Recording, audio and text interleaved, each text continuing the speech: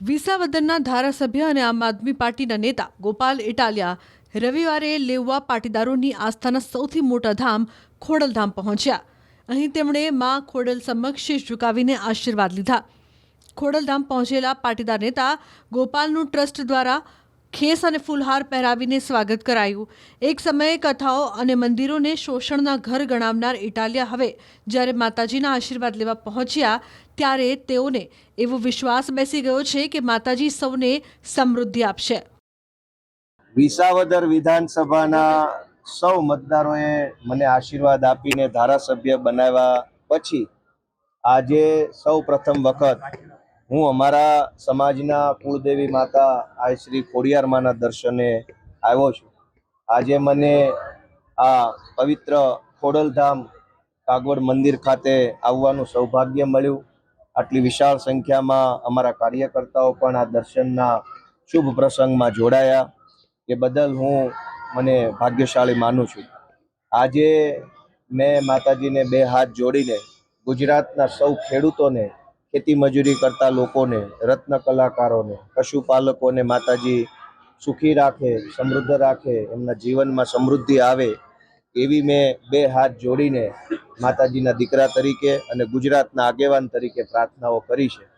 મને પૂરો વિશ્વાસ છે કે માતાજીની પાસેથી જ્યારે આપણે હૃદયપૂર્વક બે હાથ જોડીને કોઈ પ્રાર્થના કરીએ છીએ તે પ્રાર્થના ક્યારેય નિષ્ફળ નથી જતી.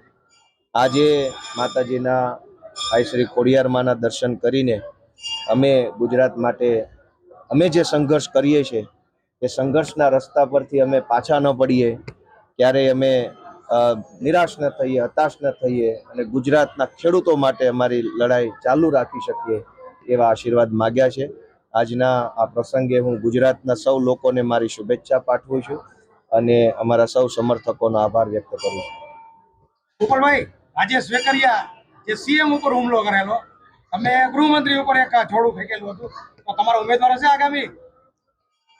અહીંયા માતાજીના મંદિરમાં હું માતાજીનો દીકરો બનીને આવ્યો છું, એટલે અહીંયા રાજકારણની કોઈ ચર્ચા હું કરીશ નહીં. આ અમારા કુળદેવી માં છે, હું એમનો દીકરો છું.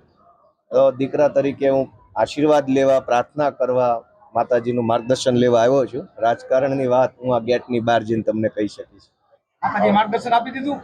માતાજી નિરંતર માર્ગદર્શન આપતા રહે છે. આ કોઈ એક જ વખતમાં પતી જાય એ વાત નથી. માતાજી આપણા સૌના મા છે, આદ્ય શક્તિ છે.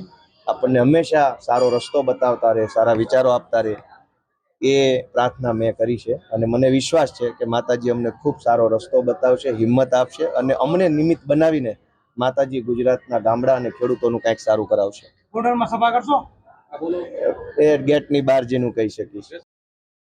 અગાઉ ઇટાલિયા ઊંઝા ઉમિયાધામના પ્રમુખ બાબુ જમના પટેલને પગે લાગતા હોય એવી તસવીર વાયરલ થઈ હતી.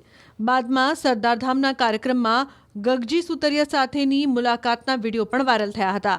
માત્ર 7 દિવસમાં ગોપાલ ઇટાલિયાની જે અલગ અલગ 3 તસવીરો જોવા મળી છે તેના કારણે એવી ચર્ચા શરૂ થઈ છે કે શું ઇટાલિયા જ્ઞાતિવાદી રાજકારણ તરફ વળી રહ્યા છે?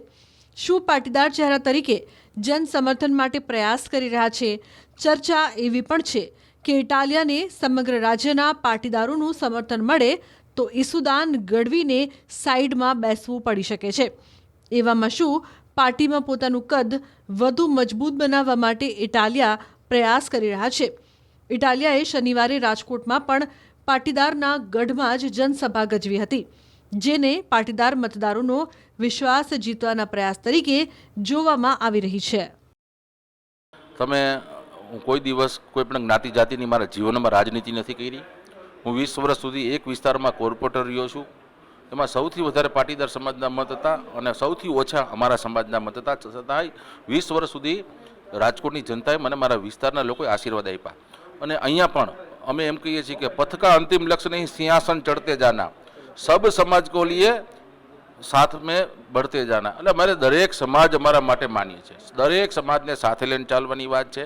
અને બીજું આ બધા જે કંઈ એના બધા એજન્ડા હોય એ લોકોના એજન્ડા અહીંયા કોઈ દિવસ ફાવવાના નથી. એટલા માટે કે 2022માં પણ આ બધા જ પ્રયોગો આમ આદમી પાર્ટીના પણ ઉમેદવાર હતા, કોંગ્રેસના પણ ઉમેદવાર હતા અને મારા ઉપલા કાંઠાની એટલે મારી વિધાનસભાની 59ની જે જનતા છે એણે પોતાનો જે ચુકાદો હતો એ ચુકાદો આપી દીધો છે અને એ ચુકાદો આપ્યા પછી લોકોની વચ્ચે રહી સતત અમારી સમગ્ર ટીમ સાથે અમે લોકોની સેવા કરી રહ્યા છીએ. ઉદયભાઈ, અંતિમ સવાલ. હવે જ્યારે વાત પાટીદારોની આવી છે ત્યારે જ અરવિંદભાઈને સક્રિય કરવામાં આવ્યા છે, શું કહેશો? અરે ભાઈ, ભારતીય જનતા પાર્ટીના એ કાર્યકર્તા છે, સક્રિય જ હતા. આ કોઈ જાહેર કરે કોઈ ઘણા બધા કાર્યક્રમોમાં હાજરી તમે એમના સોશિયલ મીડિયામાં જોવો, તાલુકામાં, જિલ્લામાં, એમને જે કંઈ રાજકોટ લોધિકા સંઘ છે એની બેઠકોમાં, મિટિંગોમાં એ હાજર રહેતા જ. એટલે અમારે કોઈ બીજો પ્રશ્ન નથી એવો.